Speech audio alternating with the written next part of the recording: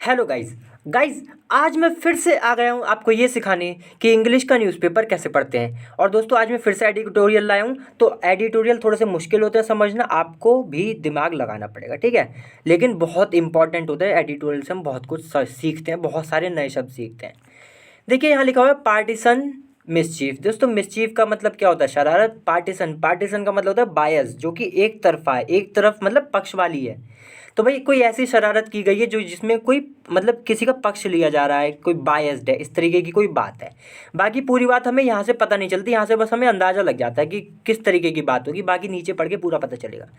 देखिए, फिर लिखा है गवर्नर्स। गवर्नर्स जो हैं दोस्तों, होते हैं ना गवर्नर, तो गवर्नर जो है वो रिजेक्ट कर रहे हैं। रिजेक्ट का मतलब जो खारिज कर रहे हैं बिल्स को विदाउट कॉज, यानी कि बिना किसी वजह के। कॉज का मतलब कारण, रीज़न, वजह होना कोई। तो बिना किसी वजह के जो बिल्स को खारिज कर रहे हैं, वो गवर्नर का जो ये खारिज करना है बिल को, ये क्या करता है? अंडरमाइन करता है। अंडरमाइन का मतलब होता है कमज़ोर करता है, ठीक है। तो कमज़ोर करता है किसको? Parliamentary democracy. दोस्तों, पार्लियामेंट्री डेमोक्रेसी बेसिकली उस सिस्टम को कहते हैं जिसमें हम अपने रिप्रेजेंटेटिव चुनते हैं। और क्यों चुनते हैं? क्योंकि हम चाहते हैं कि वो हमारे लिए नियम बनाए, ठीक है। तो कानून वगैरह जो होते हैं, वो जो बना मतलब जिन जो कानून बनाते हैं उनको हम चुनते हैं, और उसी सिस्टम को पार्लियामेंट्री डेमोक्रेसी कहते हैं। तो इस पार्लियामेंट्री डेमोक्रेसी को कमज़ोर करता है क्या? गवर्नर का बिल्स को खारिज कर देना बिना किसी वजह के। ये बात बोली है इसमें, ठीक है। तो ये भी पढ़ लिया हमने, ये भी पढ़ लिया। अब देखिए, अब मेन आर्टिकल यहाँ से शुरू होता है। अब दोस्तों ध्यान से समझिएगा।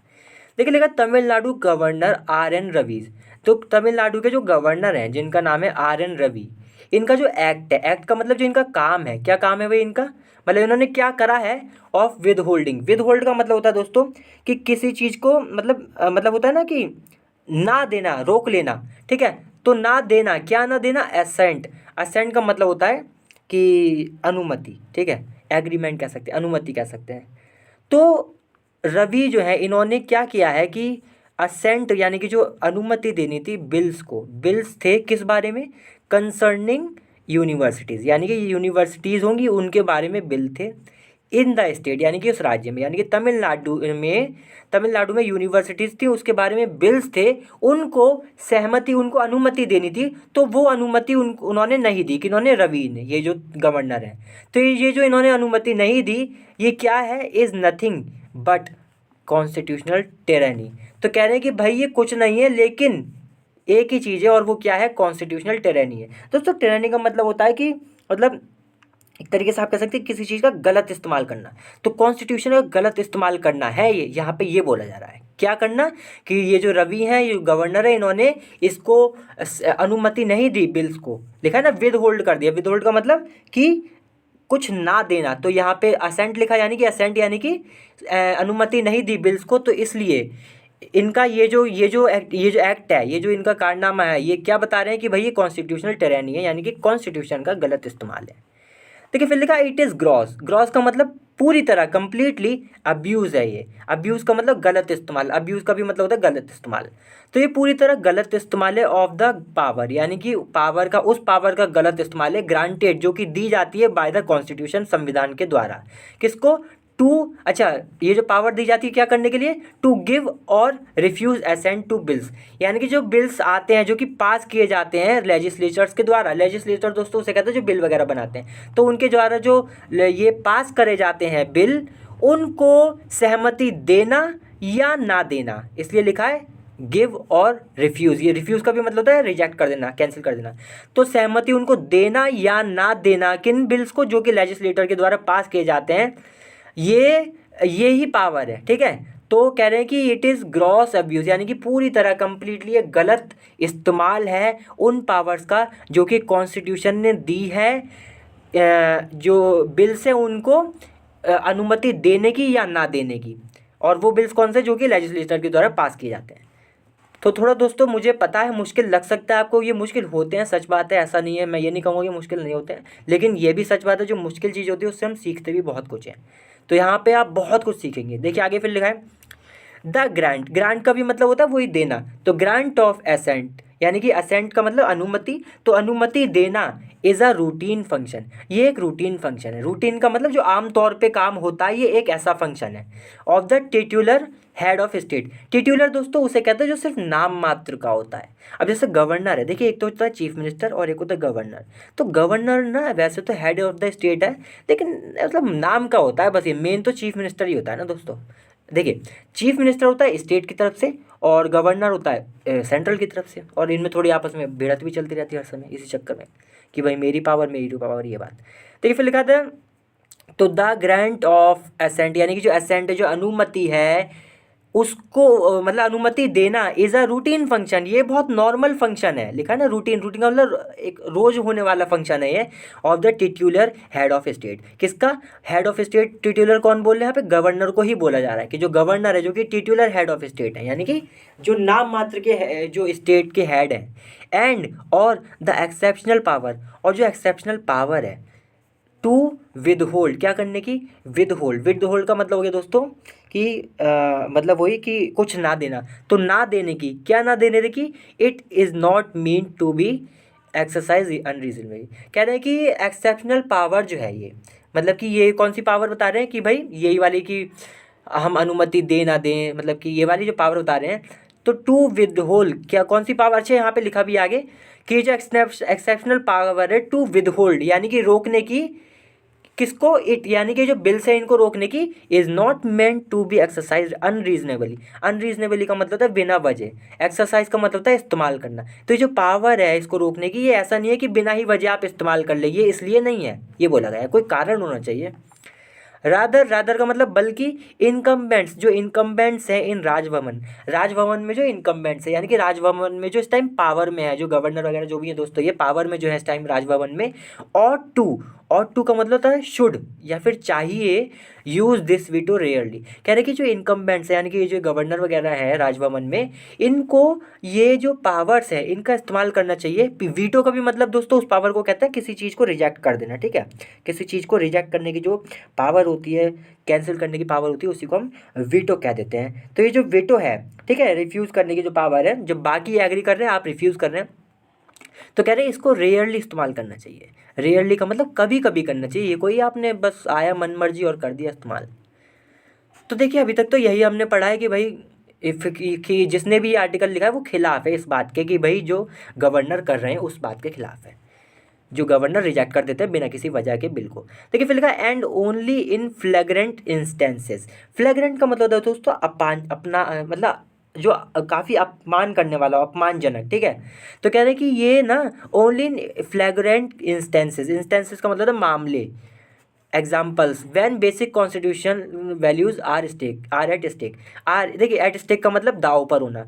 तो जब जो बेसिक मतलब जो बेसिक संविधान के, जो हमारे संविधान के दोस्तों जो नियम है, जब वो दाव पर हो, तब ही इनको इस्तेमाल, तभी उन्हीं इंस्टेंसेस में इनको इस्तेमाल करना चाहिए। ये बोला है किनको? इन पावर्स को, कि ये कैंसिल करने की जो पावर है बिल्स को, कि अनुमति ना देने की, कब करना चाहिए? जब बेसिक जो हमारे सिद्धांत हैं कॉन्स्टिट्यूशन के, जब वो दाव पर हो।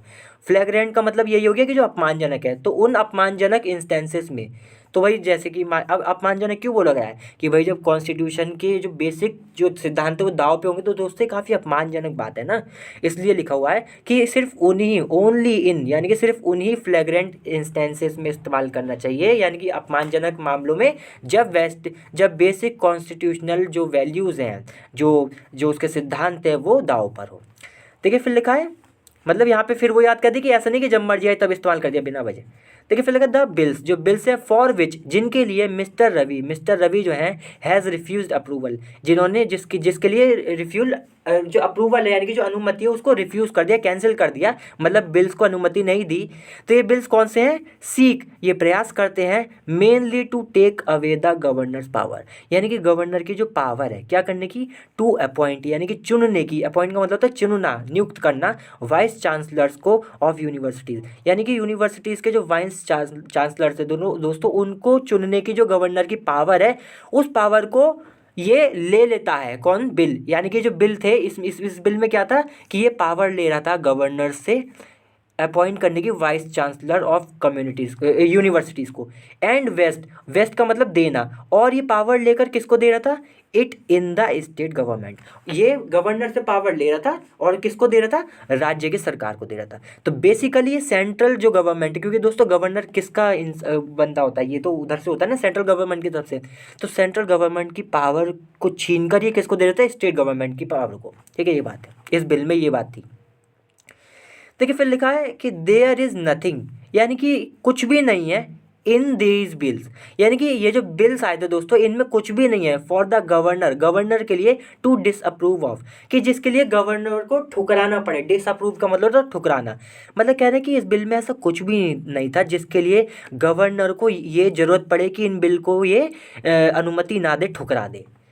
सेव, सेव का मतलब है इस बात को छोड़कर, सेव का मतलब होता है एक्सेप्ट, कि भाई इस बात को छोड़कर कि आप वेस्टेड इंटरेस्ट, कि भाई अगर इसका वेस्टेड इंटरेस्ट हो, देखिए वेस्टेड का मतलब हो गया फिक्स्ड जो कि परमानेंट है, इंटरेस्ट का मतलब अपनी ही कोई मन की बात। तो यहाँ पे ये कह रहे हैं कि भाई इस बिल में ऐसा कुछ भी नहीं था जिसके लिए गवर्नर को इसको ठुकराना पड़े। हाँ, ऐसा हो सकता है कि भाई वेस्टेड इंटरेस्ट हो, वेस्टेड इंटरेस्ट का मतलब अपना ही कोई पर्सनल इंटरेस्ट हो, क्या करने का, to retain the power, retain का मतलब रोक लेना, जो पावर से उनको रोक लेना वहीं के वहीं, कन्फर्ड जो कि दी हुई गई है, कन्फर का भी मतलब दोस्तों यही होता है कि जो मतलब अधिकार वगैरह देना, तो जो वो पावर जो कि दी गई हैं ऑन हिम, ऑन हिम का मतलब गवर्नर को, in his capacity as chancellor, यानी कि जो चांसलर के तौर पर इनको जो पावर दी गई हैं उन उसकी कैपेसिटी में जो इनको पावर दी गई है उनको रोकने का इनका कोई पर्सनल कह रहे हैं कि मकसद हो सकता है, कोई इंटरेस्ट हो सकता है, वरना तो इन बिल में ऐसी कोई भी बात नहीं थी जिसकी वजह से इन बिल्स को गवर्नर को ठुकरा देना चाहिए, ये बात बोलिए। ठीक है, देखिए फिर आगे लिखा है कि गाइज द रिजेक्शन, जो रिजेक्शन है इन बिल का, यानी कि जो इन बिल को कैंसिल कर देना है, लिखा है ना ऑफ द बिल्स, यानी कि इन बिल को जो रिजेक्ट कर दिया गया है, अपीयर्स, वो तो ऐसा लगता है कि टू बी अ कैंटेंक्यूरस रेस्पॉन्स। दोस्तों कैंटेंक्यूरस का मतलब होता है कि आप किसी बात से एक तरीके से चिढ़ से जाएं, चिड़चिड़ापन, ठीक है, चिढ़ कर आपने कुछ कर दिया।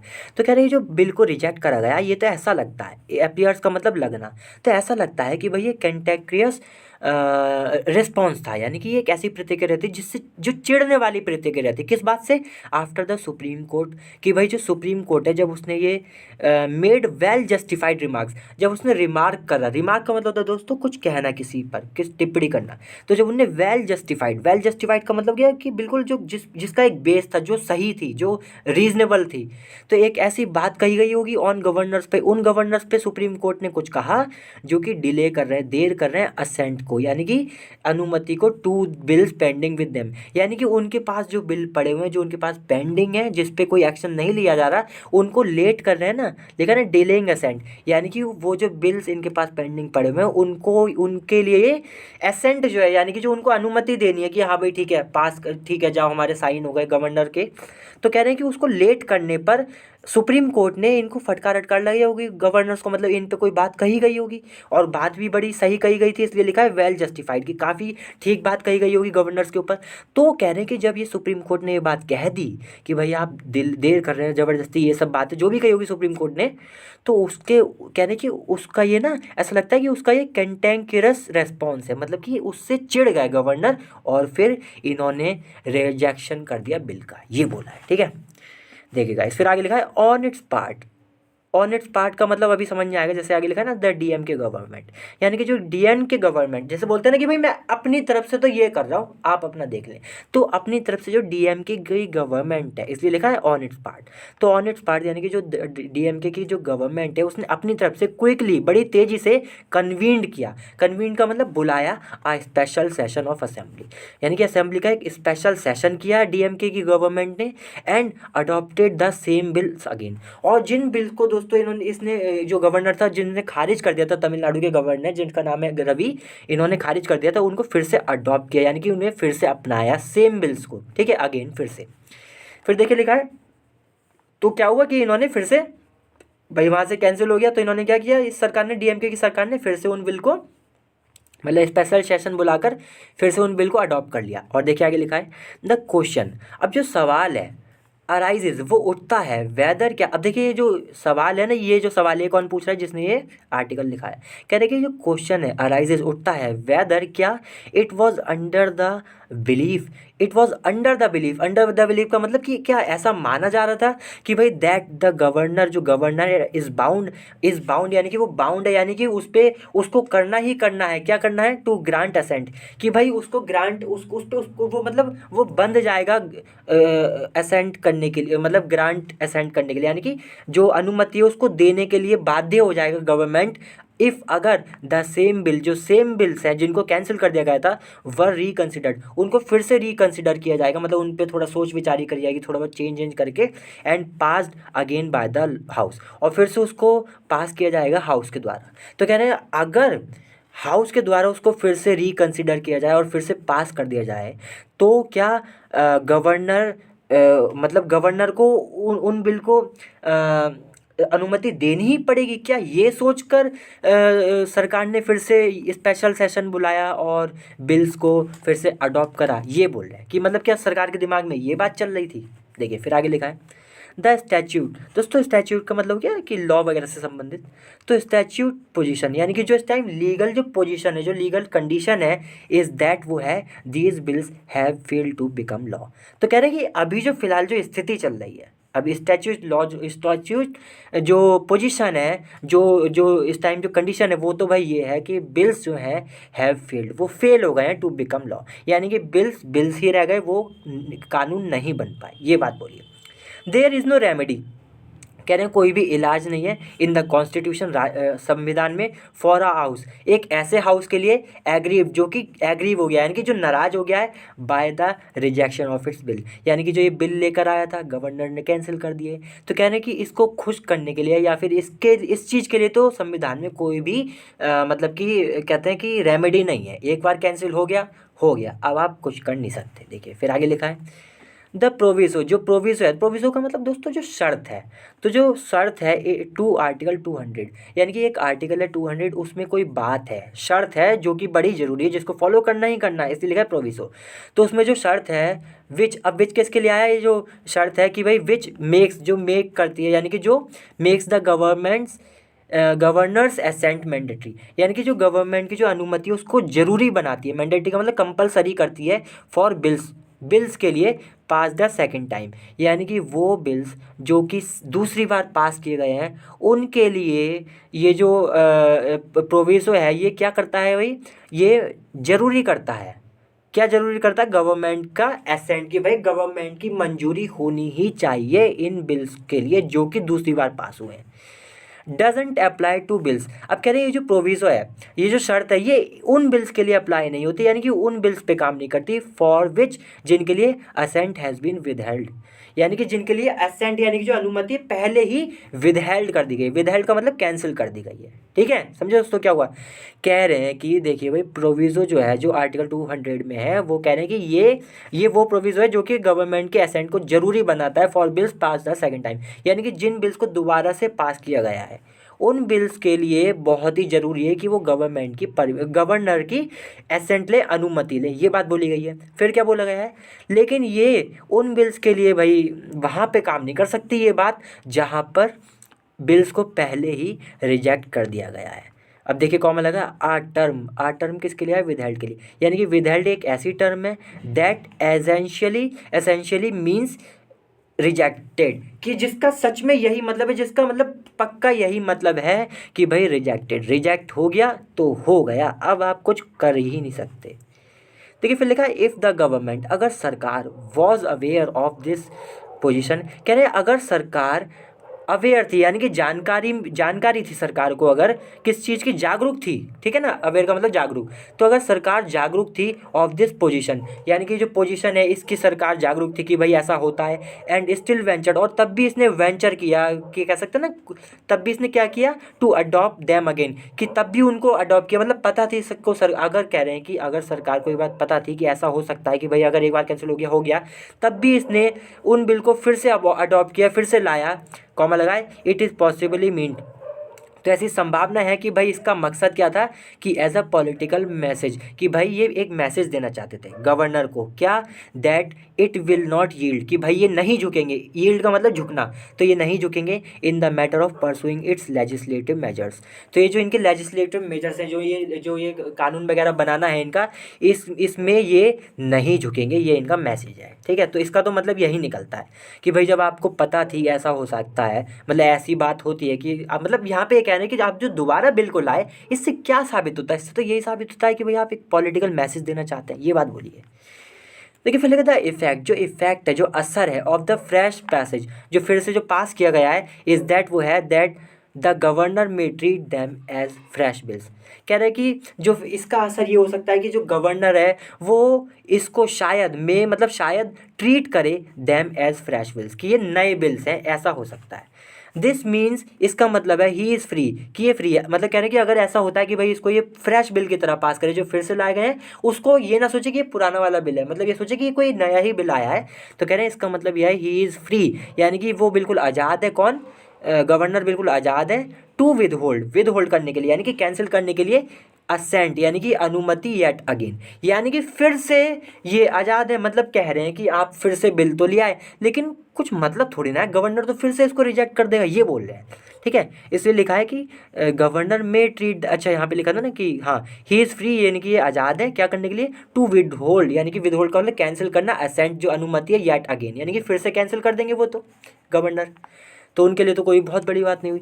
तो फिर लिखा इन a sense, in a sense का मतलब एक तरीके से द गवर्नर्स एक्शन, जो गवर्नर का जो एक्शन है, यानी कि जो गवर्नर कैंसिल कर रहे हैं इन बिल्स को, हैज़ हेल्प, उसने क्या किया है, उस एक्शन ने हेल्प की है, मदद करी है, हाईलाइट करने में एन अनडेमोक्रेटिक, अनडेमोक्रेटिक का मतलब जो डेमोक्रेसी के खिलाफ है, एंड एंटी फेडरल, और जो फेडरल के खिलाफ है, ऐसे फीचर को इन द कॉन्स्टिट्यूशन, यानी कॉन्स्टिट्यूशन में एक ऐसा फीचर है जो डेमोक्रेसी के खिलाफ है, जो एंटी फेडरल है, ऐसे फीचर को इस कदम ने, ये जो गवर्नर का जो ये कदम है, इसने हाईलाइट कर, मतलब सामने ला दिया है कि भाई कॉन्स्टिट्यूशन में एक अनडेमोक्रेटिक और एंटी फेडरल फीचर है। ठीक है, ये बोला गया है।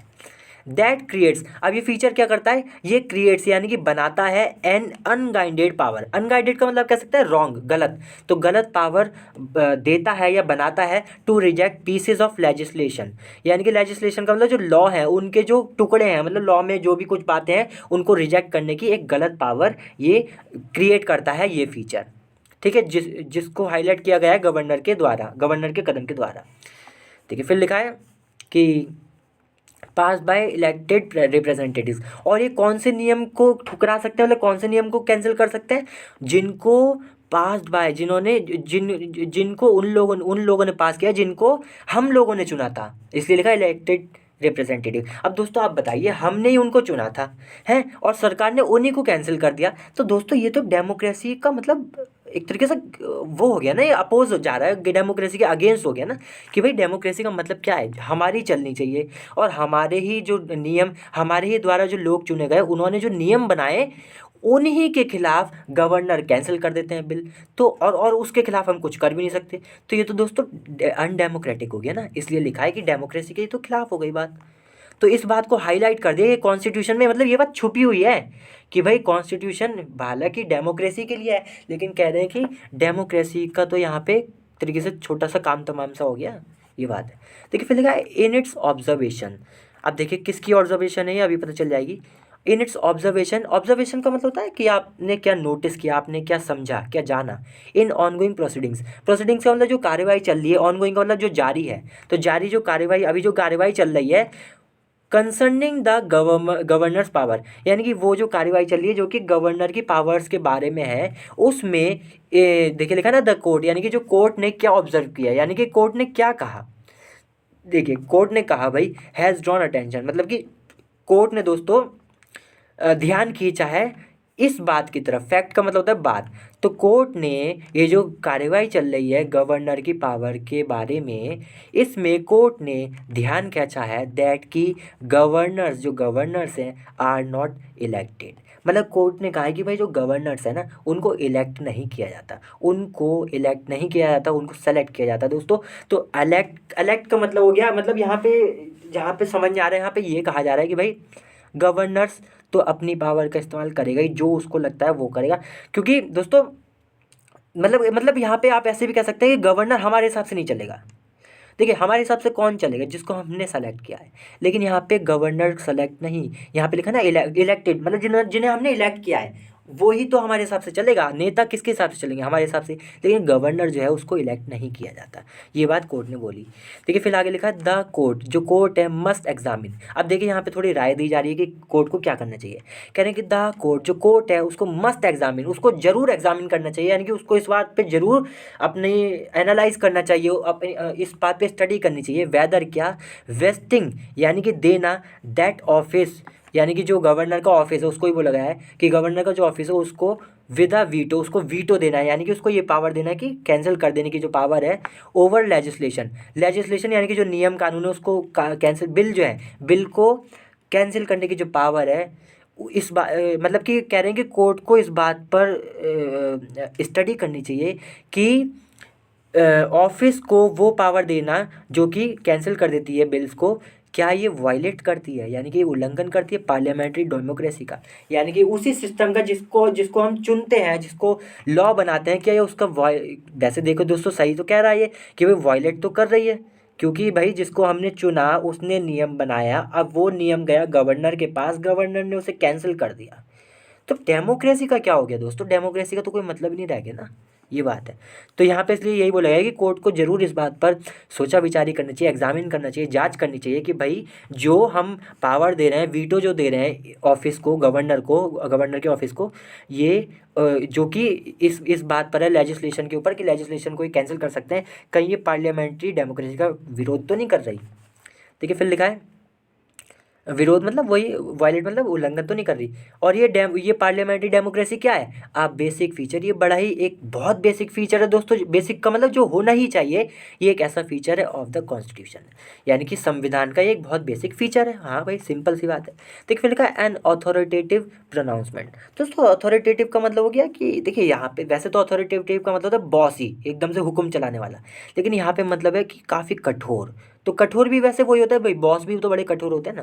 तो एन अथॉरिटेटिव यानी कि बड़ा कठोर जो प्रोनाउंसमेंट है, प्रोनाउंसमेंट का मतलब कह सकते हैं जजमेंट हो गया, स्टेटमेंट हो गया, या बात हो गई कोई, तो बहुत ही कठोर बात कही नहीं चाहिए या फिर स्टेटमेंट आना चाहिए। इज़ नीडेड यानी कि बड़ा ज़रूरी है, टू एंड यानी कि ख़त्म करने के लिए, the scope for partition mischief यानी कि ये जो स्कोप है, स्कोप का मतलब कि बिल्कुल भी इसके लिए उम्मीद ना हो, किसके लिए, मतलब बिल्कुल भी ना किया जा सके पार्टीशन मिसचीफ। ये जो पार्टीशन, ये जो एक तरफा जो भेदभाव वाला जो ये मिसचीफ है, जो शरारत है, पार्टीशन मिसचीफ उसी को बोला गया है जो कैंसिल कर देते हैं बिल को। तो ये जो चीज़ है इसके लिए बिल्कुल भी स्कोप ना बचे, इसके लिए अथॉरिटेटिव प्रोनाउंसमेंट आनी चाहिए, मतलब कि बड़ी ज़रूरी है। एक स्ट्रिक्ट, एक कठोर जजमेंट होना चाहिए, एक बात होनी चाहिए। ठीक है दोस्तों, तो आज की वीडियो से ख़त्म होती है। काफ़ी लंबा आर्टिकल हो गया ये दोस्तों, आर्टिकल होते ही लंबे हैं और टफ भी होते हैं और समझाना भी जरूरी है, वरना मज़ा भी नहीं आता। ठीक है, चलिए अगली बार दोस्तों फिर से मिलते हैं किसी और अच्छी वीडियो के साथ। तब तक के लिए वीडियो को लाइक करें, शेयर करें और चैनल को सब्सक्राइब जरूर करें। चलिए बाय।